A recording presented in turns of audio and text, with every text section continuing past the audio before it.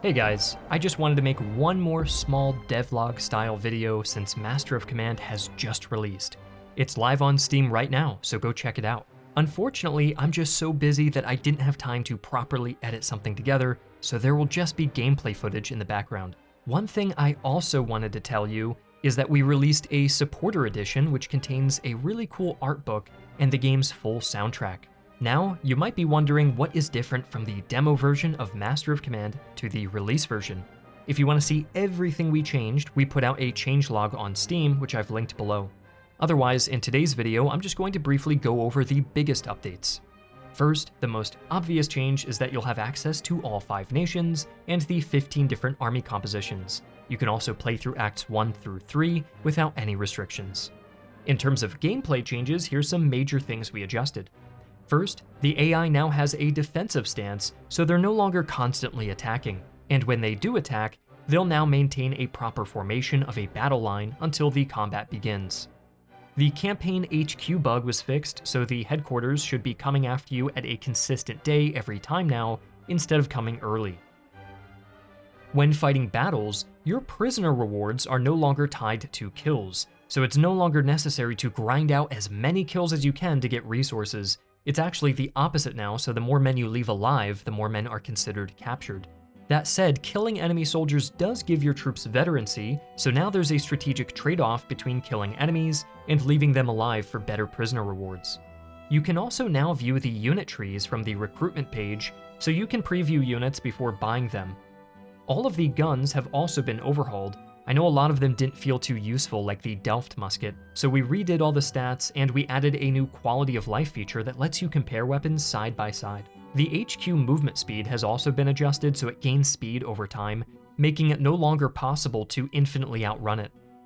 There's also a new filtering system in the inventory, so you can now sort by different items if you're holding on to a lot of stuff. All of the encounters now have artwork, and many have had balance updates to them and bug fixes. There's also now a regimental unlocks page that shows you all of the renowned units you can get. If you've unlocked them, you can also recruit these now at settlements too. Unlocking new army compositions is now easier. Now you just need to conquer the first region to get the second composition, and beat the game once as that nation to get the third composition. We left the harder achievements for the renowned regiments since they're less important. Artillery has also been overhauled. I know a lot of you guys were saying artillery felt too weak and too strong at the same time. What happened was that the AI had a bug where they were actually hitting 100% of their shots, which made AI artillery feel too strong. But your artillery started off extremely weak, and so that's why you may have felt like it wasn't too useful.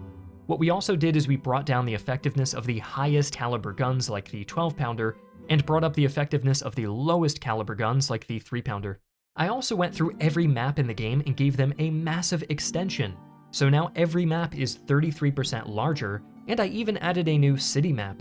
That battlefield also has a village variation that will appear if you're fighting directly on top of a village, or use the city variation if you're fighting directly on top of a city. There have also been a lot more AI changes in addition to the aforementioned defensive stance. The AI can now turn quickly and enable free fire to target your units more effectively. The AI has been taught how to flank better.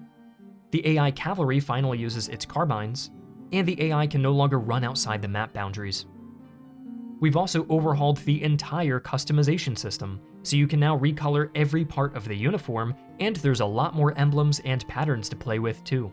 We also added a 4th row of colors, and each color palette is unique to each nation. You can also save and load your customization and send these regiments to friends because each saved unit goes straight into your game folder. We've also updated the art for many of the army compositions, and we fixed a bug where units would lose cohesion and break apart into a mess. We added new act transition artwork, and the uniforms here actually change based on the nation you're playing as. There's also a whole lot more updates, but I just wanted to keep this video nice and short and go over the biggest changes we made.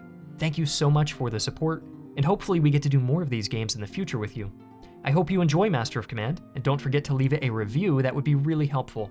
Thanks so much, and check out the supporter edition if you're interested in picking up the soundtrack and art book.